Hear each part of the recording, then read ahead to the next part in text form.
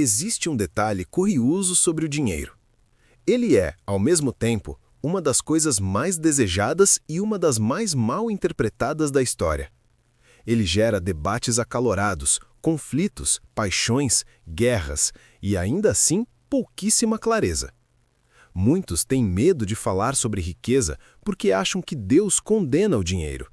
Outros, ao contrário, acreditam que Deus é quase uma máquina automática de prosperidade. Basta seguir um ritual e a riqueza cai do céu. Mas a pergunta que realmente importa é esta: o que a Bíblia, esse livro que moldou civilizações, culturas e consciência moral, realmente revela sobre o dinheiro? E aqui começa a surpresa. Quando olhamos com profundidade, percebemos algo que poucos têm coragem de admitir. A Bíblia fala mais sobre dinheiro do que sobre céu e inferno somados. Por quê? Porque o dinheiro é um espelho. Ele revela quem somos. Ele expõe nossas crenças mais íntimas e, principalmente, ele amplifica nosso caráter, para o bem ou para o mal. O dinheiro não é um problema. O problema é o que ele desperta em nós. Hoje, vamos caminhar juntos por essa perspectiva. E talvez, ao final, você descubra que o verdadeiro segredo da vida financeira não está nos números, mas na consciência. 1. O dinheiro como reflexo do nosso mundo interior. Se você der R$1 milhão para uma pessoa responsável, ela investirá, multiplicará e criará valor. Se você der o mesmo R$1 milhão para alguém emocionalmente destruído, ele encontrará uma forma de perder tudo e rapidamente.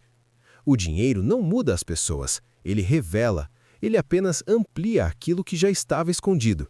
E isso está na Bíblia quando Jesus diz: "Onde estiver o teu tesouro, aí estará também o teu coração." Mateus 6:21.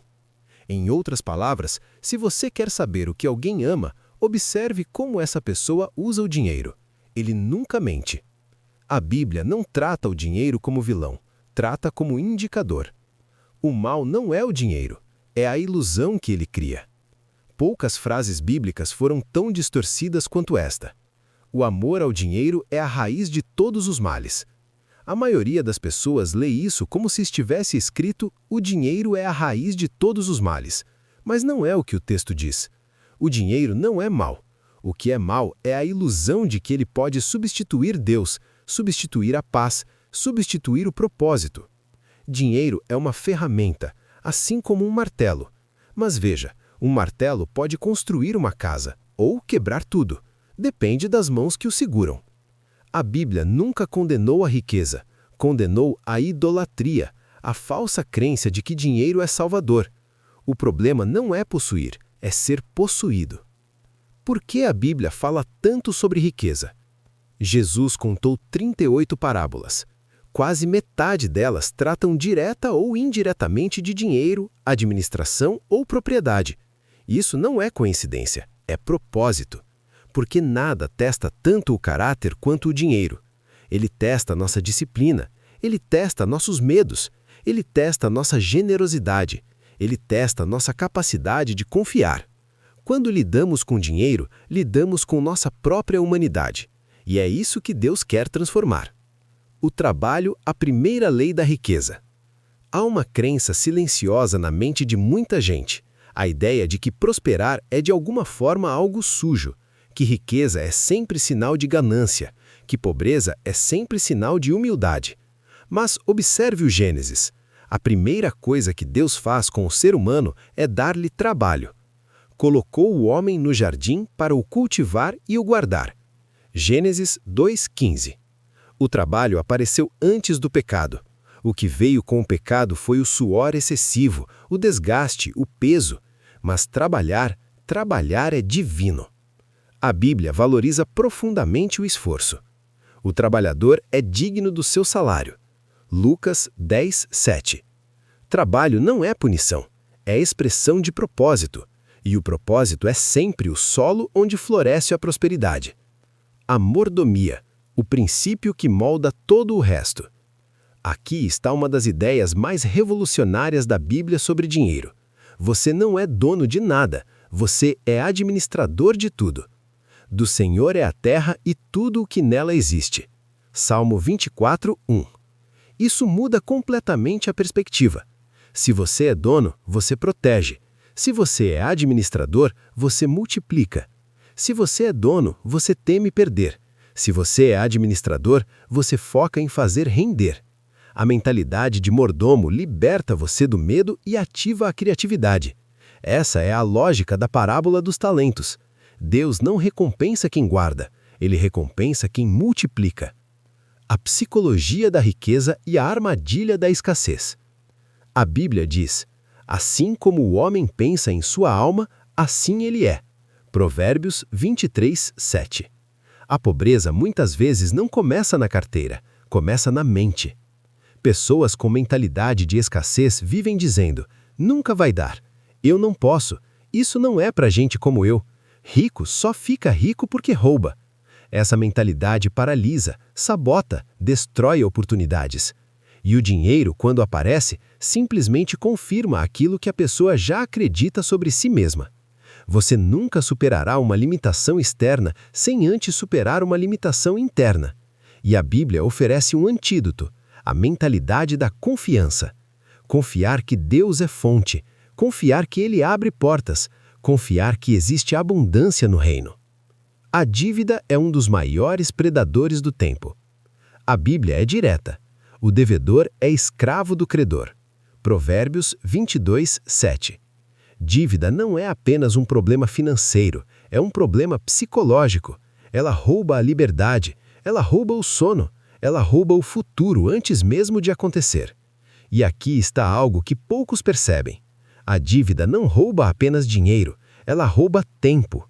Quando você se endivida, está comprometendo horas, dias, às vezes anos inteiros da sua vida para pagar algo que já passou. É como viver constantemente devendo ao passado. Por isso a Bíblia trata a dívida com tanta seriedade. Não porque Deus não queira que você tenha coisas, mas porque Ele quer que você seja livre. A generosidade como estratégia de transformação. A maioria das pessoas dá para ajudar os outros, e isso é lindo. Mas existe algo mais profundo. A generosidade transforma quem dá. Jesus disse: é mais bem-aventurado dar do que receber. Atos 20, 35. A generosidade quebra a avareza. Ela recalibra o coração. Ela ajusta a alma para a abundância. Pessoas generosas não têm medo da falta, porque elas sabem que aquilo que entregam volta multiplicado. E isso não é pensamento mágico, é um princípio psicológico e espiritual. A pessoa generosa vive em um estado de eu tenho o suficiente para compartilhar. Esse estado mental cria liberdade, criatividade, oportunidades e conexões. A generosidade não é perda, é investimento, não apenas no reino de Deus, mas em quem você está se tornando. Contentamento, a riqueza que o dinheiro não compra. Vivemos em um mundo que diz: você só será feliz quando tiver mais. Mas a Bíblia diz: aprendi a viver contente em toda e qualquer situação. Filipenses 4:11. O contentamento bíblico não é passividade, não é desistir, não é conformismo, é liberdade. É a capacidade de desfrutar o que se tem, enquanto se trabalha pelo que ainda não se tem. É quando o dinheiro deixa de ser seu mestre e se torna seu servo. O contentamento não diminui a ambição saudável, ele a purifica, ele a orienta, ele a protege da ganância. A verdadeira prosperidade. A Bíblia afirma: a bênção do Senhor enriquece e não acrescenta dores. Provérbios 10, 22. A verdadeira prosperidade não é apenas financeira, é integral. É quando você cresce sem perder a alma. É quando você tem sem se corromper. É quando você sobe sem perder a essência. Prosperidade é equilíbrio, é sentido, é paz. E acima de tudo, é saber que o dinheiro pode abrir portas, mas só Deus pode mostrar o caminho. O dinheiro não é o herói da história, também não é o vilão, ele é apenas um amplificador. A Bíblia nos mostra que o dinheiro revela o coração, testa o caráter, exige sabedoria, pede responsabilidade e convida à generosidade. Mas acima de tudo, ela nos lembra: o dinheiro é passageiro, a alma é eterna. Quando você entende isso, algo muda. Você começa a ver o dinheiro como energia, como ferramenta, como meio, nunca como fim. E então, pela primeira vez, você se torna realmente livre. Livre para trabalhar, livre para prosperar, livre para contribuir, livre para viver com propósito. Que essa consciência transforme a sua jornada, que ela ilumine suas escolhas e que lembre todos os dias que a verdadeira riqueza nunca esteve no que você possui, mas naquilo que você se torna. Comente, curta e inscreva-se.